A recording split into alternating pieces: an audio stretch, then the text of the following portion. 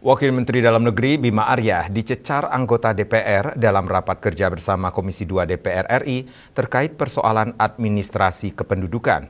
Salah satunya Dedi Sitorus dari fraksi PDI Perjuangan. Dedi menyoroti efektivitas eKTP yang dinilai belum efisien karena mewajibkan fotokopi meskipun sudah menggunakan chip. Bahkan Dedi menyebut Indonesia lebih bodoh dari Malaysia dalam digitalisasi adminduk. Menurut saya, entah kapan kita mau selesaikan, kita harus bilang kita lebih bodoh dari orang Malaysia kalau urusan ini. Anggota Komisi 2 DPR RI, Dedi Sitorus menyampaikan pentingnya percepatan integrasi data nasional melalui sistem satu data yang terpusat.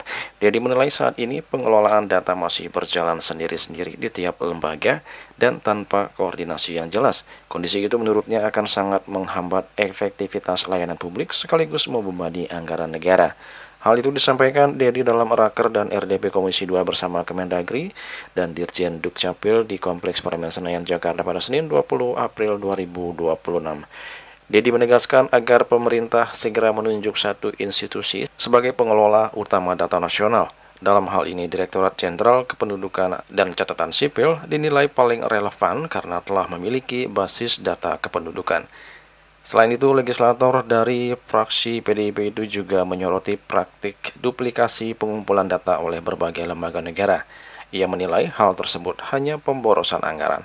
Dedi menyebut kondisi itu tidak saja bertolak belakang dengan upaya efisiensi yang digaungkan pemerintah saat ini, tetapi juga memperbesar potensi ketidaksinkronan data.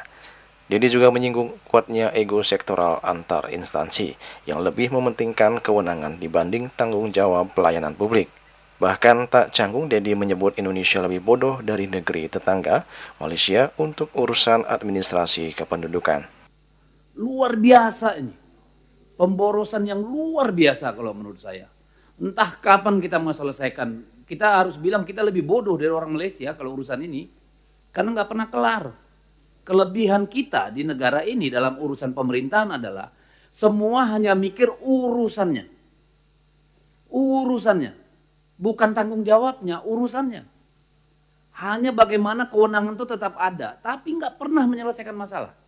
Semua berebut kewenangan, berebut urusan, ujung-ujungnya kickback. Ini yang sering jadi problem.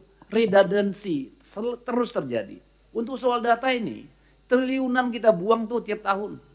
Tiap tahun. Padahal BRI punya data nasabah misalnya. Dan lain-lain lah.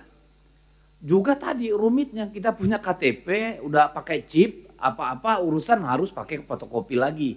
Ditanya lagi kakak, ditanya lagi surat lahir, ditanya lagi kalau kami ini surat baptis, mampus kita.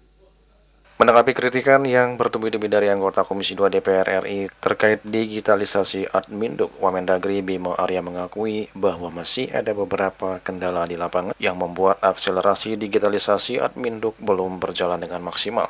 Salah satunya disebabkan oleh konektivitas jaringan internet yang belum merata di semua daerah. Selain itu, masalah regulasi dan kewenangan menurutnya juga harus dirumuskan dengan jelas agar terjadi sinkronisasi dalam implementasinya.